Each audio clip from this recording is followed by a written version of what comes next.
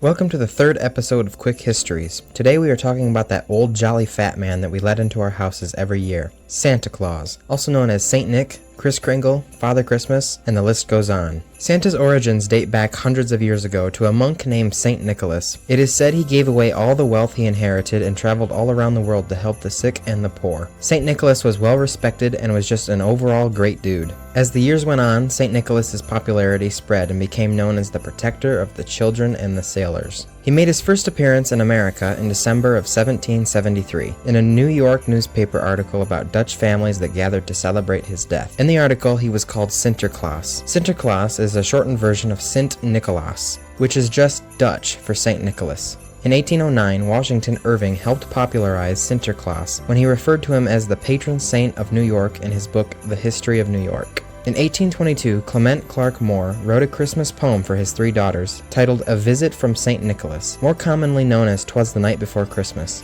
This poem is responsible for giving our modern image of Santa. The poem calls him a right jolly old elf and that he has a round little belly. The poem establishes that Santa has supernatural powers that allow him to go up and down chimneys, and that he has a sleigh led by 8 flying reindeer. In the 1840s, Santa Claus was frequently featured in Christmas shopping advertisements, along with life-size models being placed in stores. This gave birth to the Mall Santa. In 1881, Thomas Nast, a political cartoonist, drew Santa Claus based on the descriptions in 'Twas the Night Before Christmas. This was the first likeness that matches our modern-day Santa.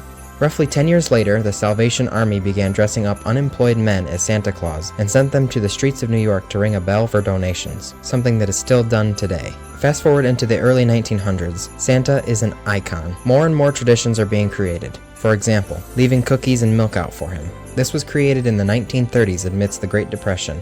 Parents tried to teach their children that it is important to give to others and to show gratitude for the gifts they are about to receive.